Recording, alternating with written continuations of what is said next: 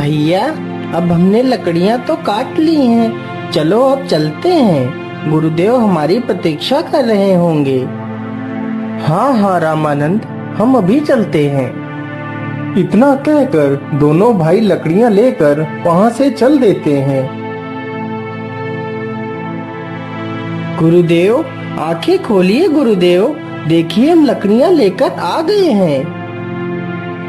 ठीक है पुत्र, तुम इन लकड़ियों को बाजार से बेचकर कुछ राशन ले आओ। हमारे पास तो जितना धन था वह समाप्त हो चुका है। परंतु गुरुदेव, आपको धन की क्या आवश्यकता है? आप तो उस चमत्कारी मंत्र से धन को प्राप्त कर सकते हैं। नहीं श्यामानंद, वह मंत्रित धन हमारे उपयोग के लिए नहीं है। वह मंत्रित धन जगत कल्याण के लिए ही है। जिस मंत्र का उपयोग मैं 1 वर्ष में सिर्फ एक बार ही कर सकता हूँ। श्यामानंद, तुम जल्दी से बाजार से लकड़ियाँ बेच आओ। कल सुबह हमें शहर के लिए प्रस्थान करना है। श्यामानंद लकड़ियों का गट्ठर लेकर बाजार की ओर निकल पड़ता है। बाजार पहुंचकर श्यामानंद लकड़ियां बेच देता है और बाजार से दाल चावल खरीदकर वापस अपने घर की ओर निकल पड़ता है।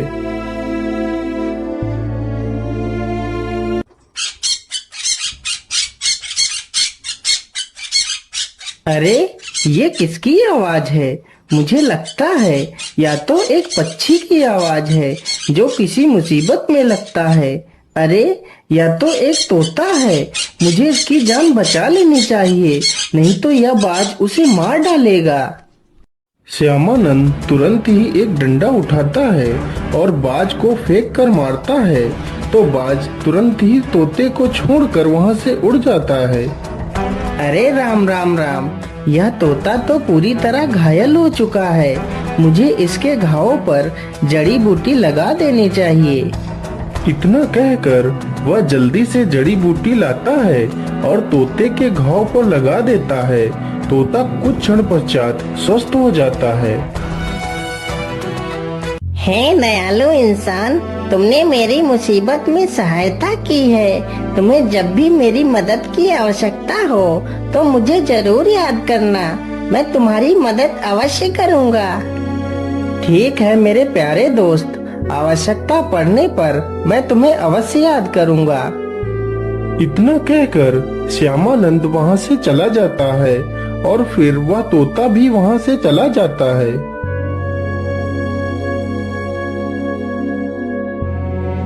सुबह होते ही वह दोनों शिष्य तथा वह साधु तीनों शहर की ओर निकल पड़ते हैं। चलते चलते वह तीनों एक जंगल से गुजरते हैं।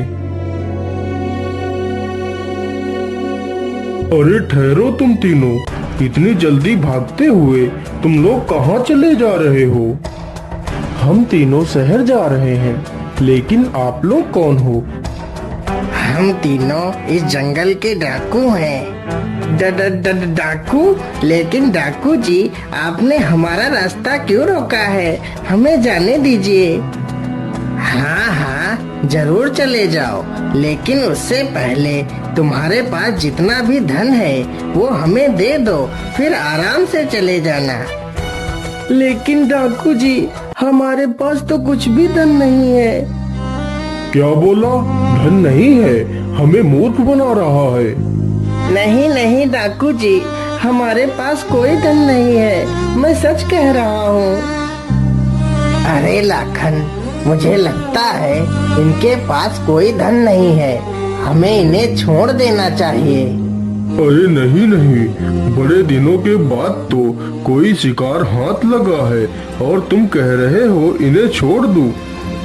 डाकू जी, आप हम दोनों भाइयों को पकड़ लीजिए, लेकिन मेरे गुरुदेव को छोड़ दीजिए।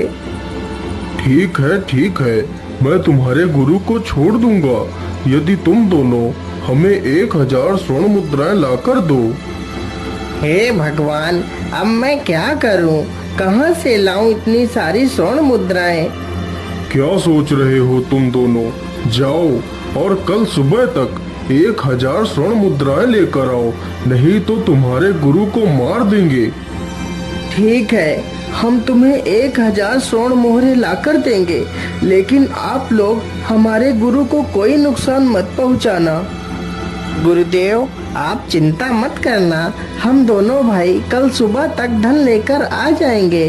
परंतु गुरुदेव, आप किसी भी हालत में उस धन प्राप्ति मंत्र का उच्चारण मत करना, नहीं तो आप और भी ज्यादा मुसीबत में पड़ सकते हैं। इतना कहकर वह दोनों वहां से चले जाते हैं। क्या करूं, कहां से लाऊं इतनी सारी मोहरे? चलो, मैं अपने मित्र तोते को बुलाता हूँ, हो सकता है वह मेरी कुछ मदद कर पाए। ऐ मेरे मित्र तोते, तुम कहाँ हो? मैं बहुत परेशानी में हूँ, मुझे तुम्हारी सहायता की आवश्यकता है मित्र।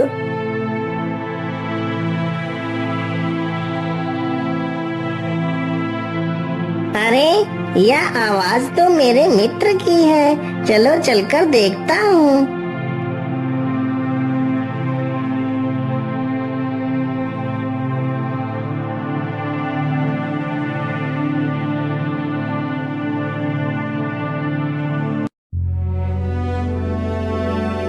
क्या बात है मित्र, आपने मुझे याद किया, बोलिए क्या बात है?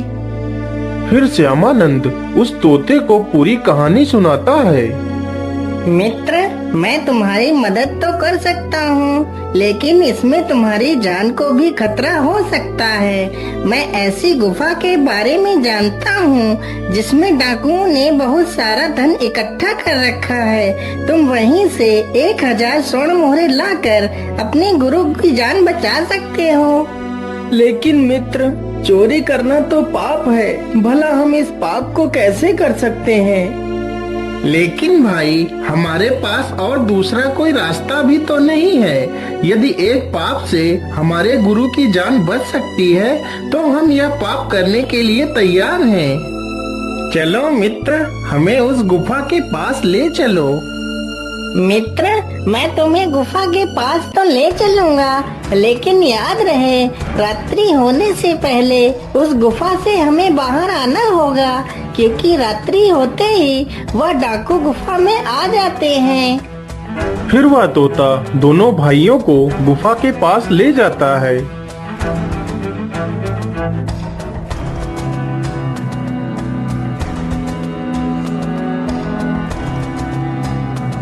मित्र, यही वह गुफा है जिसमें खजाना छिपा है। फिर वह तीनों गुफा में घुस जाते हैं और खजाना ढूंढने लगते हैं।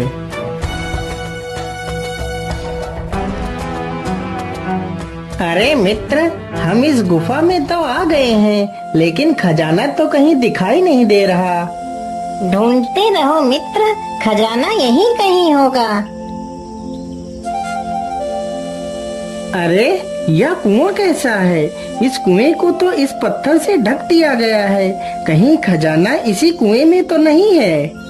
हाँ हाँ मित्र, तुम बिल्कुल ठीक सोच रहे हो, जरा इस पत्थर को तो हटाओ। जैसे ही दोनों भाई उस पत्थर को हटाते हैं, तो देखते हैं पूरा कुआं खजाने से भरा हुआ है। अरे भाई, खजाना तो मिल गया, चलो जल्दी से 1000 मोहरे ले लेते हैं। वह दोनों जल्दी जल्दी से 1000 मोहरे उठाकर चल देते हैं। उधर शाम होते ही डाकू गुफा की ओर आ जाते हैं।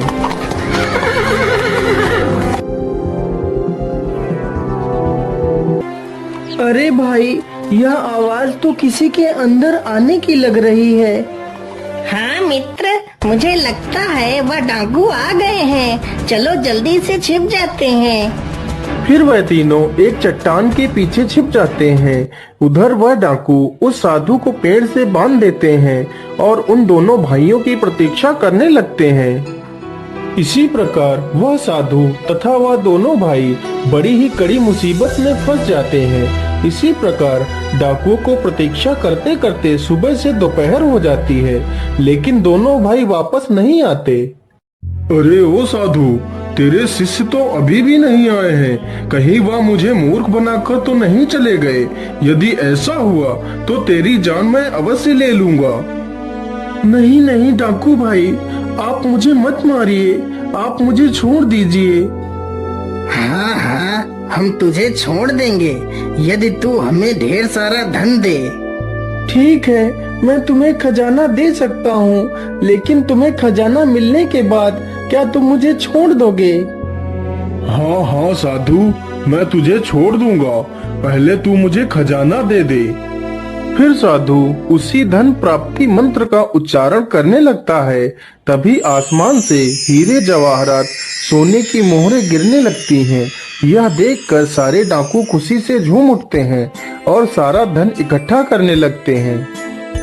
अरे मित्र, मुझे लगता है सुबह हो गई है। तुम जल्दी से जाओ और देख कर आओ, क्या वह डाकू गुफा से बाहर चले गए?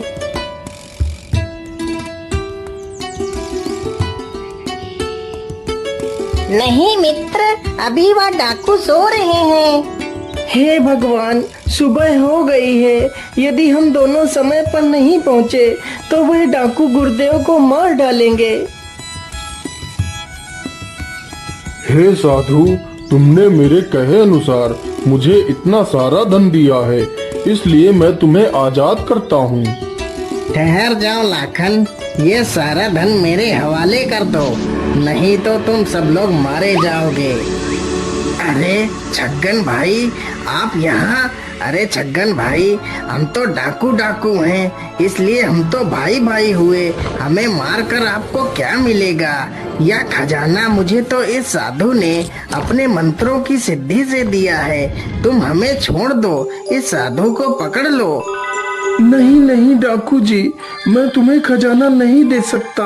वह मंत्र मैं 1 वर्ष में सिर्फ 1 बार ही उपयोग कर सकता हूँ। इतना सुनते ही डाकू गुस्से में आकर साधु को चाकू से मार देता है और सारे डाकू आपस में ही लड़ने लगते हैं और एक दूसरे को मार देते हैं। बस 2 ही डाकू बचते हैं। अरे शेर सिंह, अब हम 2 ही बचे हैं। अब हम ऐसा करते हैं, यह सारा धन आपस में आधा आधा बांट लेते हैं। हाँ सरदार, यही ठीक रहेगा। चलो जल्दी से यह सारा धन 2 हिस्सों में बांट लेते हैं। हाँ हाँ शेर सिंह, लेकिन उससे पहले कुछ खा पी लेते हैं, फिर आराम से धन के 2 हिस्से कर लेंगे। शेर सिंह, तुम बाजार जाओ और कुछ खाने के लिए ले आओ, तब तक मैं खजाने की देखरेख करता हूँ। ठीक है सरदार, मैं अभी खाना लेकर आता हूँ। मेरा नाम लाखन है बेटा, मैं ऐसे ही नहीं तुम्हारा सरदार बना। यह खजाना सिर्फ मेरा है। मेरा नाम भी शेर सिंह है। मैं तुझे ऐसे नहीं छोड़ूंगा। वह सारा खजाना सिर्फ मेरा है। फिर वह बाजार से खाना खरीद कर लाता है और उसमें जहर मिला देता है।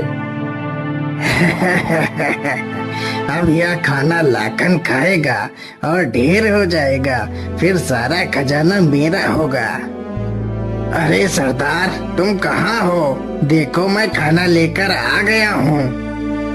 लाखन एक पेड़ के पीछे छिपकर यह सब देख रहा था। जैसे ही शेर सिंह पीछे की ओर मुड़ता है, तभी लाखन पीछे से शेर सिंह को तलवार से घायल कर उसे मार देता है। चलो, मेरा आखिरी कांटा भी निकल गया। अब यह सारा धन मेरा है। चलो जल्दी से यह खाना खा लेता हूँ, फिर यह सारा धन उठाकर यहाँ से भाग जाऊंगा। इतना कहकर वह उसी जहरीले खाने को खा लेता है और तड़प तड़प कर मर जाता है।